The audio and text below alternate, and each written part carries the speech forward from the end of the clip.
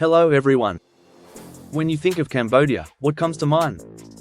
Perhaps the majestic Angkor temples or the sacred pagodas scattered across the land. However, in today's video, we won't be exploring those breathtaking sights. Instead, we'll uncover the dark underbelly of this nation, sophisticated schemes, professional trafficking networks, and terrifying crimes orchestrated by human trafficking gangs that operate with impunity. You're watching Cambodian Crime Chronicles, the high-paying jobs scam that led to a cross-border trafficking ring on Phantom Script. Before we dive in, don't forget to support our team by leaving a like and subscribing to the channel. Now, let's get started. As one of the world's poorest countries, Cambodia receives significant financial aid from developed nations, especially China. In 2014, China launched its Belt and Road Initiative, pouring investments into Cambodia with the goal of linking its infrastructure to key Southeast Asian ports, including those in Thailand, Cambodia, and Myanmar. Once this network is fully operational, Chinese goods will have seamless access to the region without relying on Vietnam's port system. Between 2016 and 2018, China invested nearly $10 billion into Sihanoukville, but rather than focusing on sustainable industries, much of this funding went into the gambling sector. By 2018, the city had over 75 online and physical casinos, generating between $3.50 to $5 billion annually for Chinese investors. This rapid transformation turned the once tranquil coastal city into a booming economic hub, with high-rise buildings, newly paved roads, and non-stop construction projects. By 2019, nearly 80,000 Chinese nationals had moved to Sihanoukville, almost matching the local population. However, the gambling industry soon faced a major disruption. What initially seemed like a well-intentioned government decision ended up making things worse. The Cambodian government imposed a nationwide ban on gambling, including online betting. What happened next was beyond anyone's imagination. The ban was implemented abruptly, leaving businesses with little time to react. Compounding the crisis, a decline in tourism due to the pandemic pushed Chinese-invested gambling companies in Cambodia to the brink of financial collapse. Unable to recover their investments, some of these companies transformed into large-scale scam operations, leading to widespread security concerns in the region. In response, both the Cambodian police and government took various measures to curb the growing fraud epidemic. However, their efforts had little impact, and scams continued to thrive. It wasn't until early 2021 that a major crackdown began, this time led by the Chinese government. Authorities launched aggressive operations targeting accounts with suspicious income linked to Cambodia. Bank accounts were frozen, and Chinese nationals involved in fraudulent activities were ordered to return home. With their workforce suddenly depleted, these criminal organizations shifted their focus, targeting Chinese-speaking communities in Taiwan, Malaysia, and beyond. This led to the creation of secretive and highly sophisticated human trafficking networks, smuggling victims from China and Taiwan into Cambodia. Many tragic stories unfolded, yet most were forgotten, until one father's relentless pursuit of justice finally exposed the horrors lurking in the shadows. That father was a man named Mr. Chen. Though his family was of modest means, they lived a peaceful and content life. In November 2021, his son, Chen, made the life-changing decision to travel to Cambodia in search of work. Enticed by promises of high-paying jobs and a bright future from a trusted friend, he ignored his family's concerns and embarked on the journey. However, the moment he crossed the border, he vanished without a trace. Desperate and terrified, Mr. Chen and his wife soon received a chilling message. Chen had been abducted by a scam syndicate in Cambodia. His captors demanded a ransom for his release. But even after the family scraped together the money and paid the criminals, the gang went back on their word and refused to let him go. Helpless and out of options, Mr. Chen turned to Pump, a Taiwanese YouTuber known for exposing fraud schemes involving fake investment opportunities, NFT scams, and, most notably, recruitment scams luring victims to Cambodia, just like the one that had ensnared his son. Pump had already helped numerous victims escape the clutches of these criminal syndicates. Now, Mr. Chen could only hope that he could do the same for his son. As a result, countless people turned to Pump for help, including Chen's father, Mr. Chen. Upon receiving the desperate plea, Pump and Mr. Chen immediately traveled to Cambodia to take action. However, once they arrived, they realized the situation was far worse than they had imagined. It wasn't just Chen, hundreds of Taiwanese victims were trapped in Cambodia, held against their will. How had these criminal syndicates managed to lure so many unsuspecting victims? After diving deep into Facebook groups, Pump uncovered the disturbing truth. These scam organizations posted fraudulent job listings advertising various positions such as accountants, customer service representatives, and office workers. The opportunities seemed too good to pass up: high salaries, generous benefits, free accommodation, and even fully covered flights and passports. Most of these jobs were supposedly based in Southeast Asian countries like Cambodia, Thailand, or Laos. With such enticing offers, many hopeful job seekers applied and left their homes, believing they were on their way to a better future. The scammers operated with extreme caution and professionalism, crafting an illusion of legitimacy that left their victims completely unaware of the trap they were walking into. The nightmare began the moment they arrived at their workplaces. Instead of legitimate jobs, they found themselves in prison, forced into grueling labor under inhumane conditions. Some were even given horrifying ultimatums: sell their organs in exchange for freedom or trick at least 5 more friends into joining the scam network. A Taiwanese businessman who had previously worked in Cambodia revealed that earning the high salaries advertised in these scams was utterly unrealistic. Even government officials in Cambodia earned less than 10,000 yuan per month, roughly 8 million Vietnamese dong. He also warned that the country's security situation was extremely unstable, with frequent shootings in self-governed zones where local police had little control. Even worse, some officers were in league with the criminal syndicates. Despite these dangers, many Taiwanese job seekers remained unaware of the risks. Blinded by promises of wealth, they unknowingly walked into the hands of traffickers. They never imagined that their pursuit of a better future could lead to their deaths in a foreign land. Some online users pointed out that human trafficking had long been a crisis in Southeast Asia, but the situation had worsened significantly after the pandemic. The most chilling discovery came when Pump learned that over 2,300 cremated remains were unable to be sent back to Taiwan, because no one had come to claim them. This shocking revelation underscored just how brutal and widespread the trafficking operations had become. Would Pump and Mr. Chen be able to rescue Chen and the other victims? Or would they, too, become trapped in this nightmare? Realizing the sheer number of Taiwanese citizens being held captive, Pump immediately contacted Taiwan's diplomatic representatives to seek urgent assistance. At the same time, he reached out to rescue organizations and volunteer groups, ensuring that even if something happened to him, efforts to save the victims would continue. During their investigation, Pump and his team uncovered a major trafficking hub, 7 Star Bay. This self-governed zone operated beyond the reach of Cambodian authorities, making it nearly impossible for victims to escape. With police unable to intervene, those trapped inside faced a grim and inescapable fate. Faced with this dire situation, Pump used his influence to spread awareness through both domestic and international media, hoping to pressure local authorities into taking action. He carried an official rescue request and personally met with the governor and local police, pleading for their intervention. But instead of cooperation, he was met with hostility. To his shock, the very authorities he sought help from tipped off the traffickers, giving them time to relocate their victims or sell them elsewhere. Realizing the betrayal, Pump and his team acted fast. They rushed to Tring Beach, a known trafficking hotspot, in a desperate rescue attempt. By sheer luck, they spotted Chen upon arrival. Without hesitation, they pulled him into their vehicle and immediately arranged for him and his father to return to Taiwan. Beyond saving Chen, Pump managed to rescue several other Taiwanese victims, ensuring their safe passage home. However, at least 9 others remained unaccounted for. The traffickers had either hidden them or sold them off to different locations. By the end of the mission, 5 people had been successfully freed, and everyone in Pump's team returned safely to Taiwan. Even with diplomatic support from Taiwan's Ministry of Foreign Affairs, media coverage, and assistance from rescue organizations, freeing victims was anything but simple. Human trafficking was a lucrative business, and as long as there was profit to be made, these criminal syndicates would continue to refine their methods, becoming even more elusive and dangerous. Pump issued a stern warning: the problem was far from over. If anything, it was only going to get worse. When Pump released a video detailing his harrowing experience, it instantly went viral in Taiwan.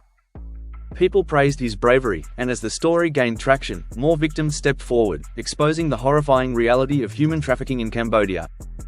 One of the most shocking revelations came from Pip, a well-known social media influencer who had been among those rescued by Pump in June 2022. She had initially traveled to the Philippines for a vacation when she met a new acquaintance. This person introduced her to what seemed like a dream job, an overseas position with a monthly salary exceeding $25,000. At first, Pip was skeptical. But after relentless persuasion from her friend, she gave in and boarded a flight to Cambodia on June 25. The moment she stepped off the plane, a tall man escorted her to another individual, a Taiwanese national, who promptly confiscated her passport under the pretense of processing legal documents. Before she had time to react, a stranger led her to the infamous West River district. A sense of unease crept over her, and when she attempted to contact the friend who had arranged the job, she discovered she had been blocked. It was then that the chilling truth sank in: she had been deceived. For months, the traffickers relentlessly pressured Pip to participate in online scams. When she refused, they subjected her to unspeakable abuse. She was bought and sold like a commodity, passed between different crime syndicates 4 times. Despite the brutal treatment, she never gave in to their demands. After enduring unimaginable suffering, Pip was finally rescued when Pump's team tracked her down and pulled her from the depths of that living nightmare. Looking back, she felt like nothing more than an object, a product traded in a dark and twisted marketplace. Though she had escaped, the trauma lingered. Night after night, she was haunted by nightmares, visions of being trapped once again in that suffocating prison, lost with no way out. The fear was relentless, but she knew she was one of the lucky ones. Not everyone who set foot in Cambodia ever made it home. Some victims, like 31-year-old Lee Ain Liang from Jiangsu province, were not just imprisoned but also falsely accused of being the very scammers they had fallen victim to. In June 2021, Liang stumbled upon a job listing online promising a high salary. Drawn by the opportunity, he traveled to Guangxi to apply. But soon after arriving, he was ambushed. Armed men held him at gunpoint, abducting him and smuggling him into Cambodia. There, his captors forced him to recruit more victims, friends, family, anyone who could be lured into their trap. When he refused, they retaliated with relentless cruelty, treating him like a disposable asset, selling him from one trafficking ring to another. But the worst was yet to come. The criminals soon discovered that Liang had type O blood, a rare and highly valuable commodity on the black market. Every 45 days, they drained him of his blood, extracting 3 full vials each time. Over the course of his captivity, they had stolen a total of 1.5 liters from his body. Under normal medical conditions, a healthy adult male is only permitted to donate 400 milliliters per session, with a minimum 3-month recovery period between donations. For Liang, there was no recovery, only survival. In other words, the amount of blood Lee Ain Liang lost far exceeded safe levels, leading to severe consequences for his body. Over time, his veins became so damaged that the traffickers could no longer find a suitable vein to extract blood. Desperate, they began targeting the veins on his head, pushing his already weakened body to the brink of collapse. Then, on February 11th, in a final act of defiance, Liang seized a fleeting moment when his captors were distracted and made a desperate escape. Against all odds, he managed to reach a hospital, where doctors were horrified by the sight of his swollen, needle-punctured body. They worked tirelessly to stabilize him, eventually transfusing nearly 2,800 milliliters of blood, 8 full bags, just to pull him back from the edge of death. Upon learning of his ordeal, the Chinese embassy in Cambodia contacted him, promising assistance. As Liang slowly recovered, he reached out to a local volunteer group, seeking help to return home to Jiangsu. But just when he thought his nightmare was over, on February 28, 2022, Cambodian authorities delivered a shocking blow. They declared Liang a fraud. According to local police, his entire story was fabricated.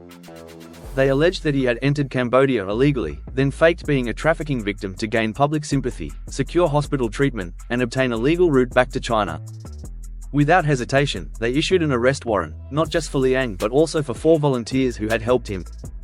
Liang was charged with illegal immigration, inciting public unrest, and spreading false information, crimes that carried a maximum sentence of 3 years in prison under Cambodian law.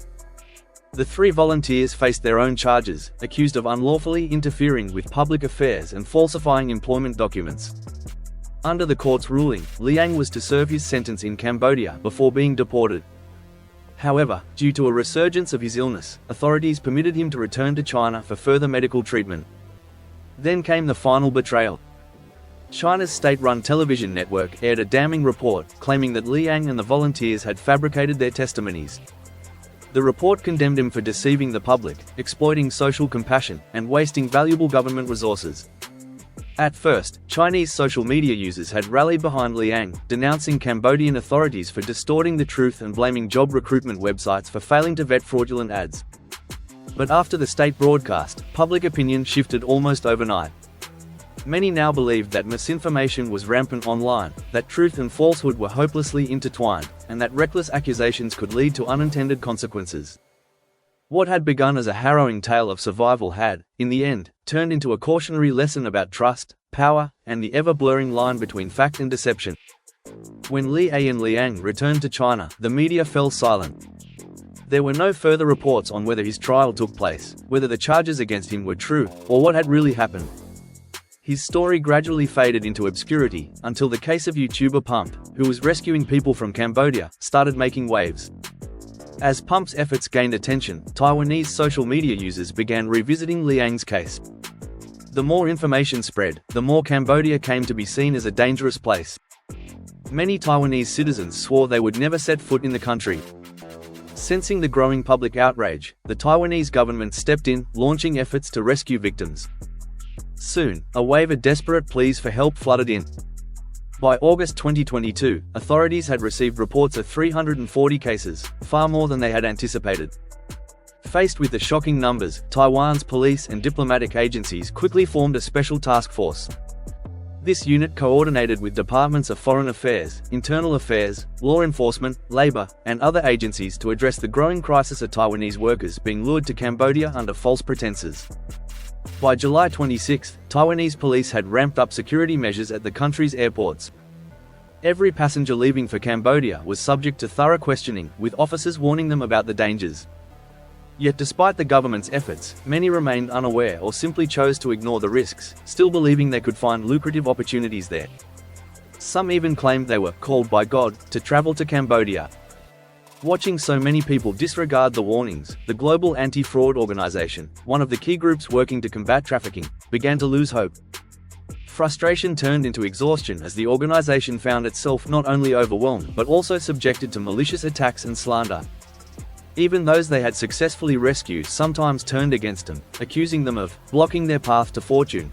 On August 6, after enduring relentless criticism, the organization announced it would cease operations and stop taking new cases. Meanwhile, Taiwan's task force pressed on. Then, on August 14, a breakthrough came. The Thai government alerted Taiwan about a group of 12 Taiwanese citizens who had entered the country from Cambodia. After investigation, authorities confirmed that 9 of them were victims of human trafficking. Without hesitation, Taiwan sent personnel to Thailand to bring them home. Since its formation, the Taiwanese task force had helped more than 60 people return safely. Additionally, police cracked down on trafficking networks, arresting 10 suspects linked to human smuggling operations. Though the crisis in Taiwan was severe, Hong Kong also faced its own disturbing reality. While the situation there wasn't as dire, online discussions revealed that Hong Kong citizens had also fallen victim to similar scams.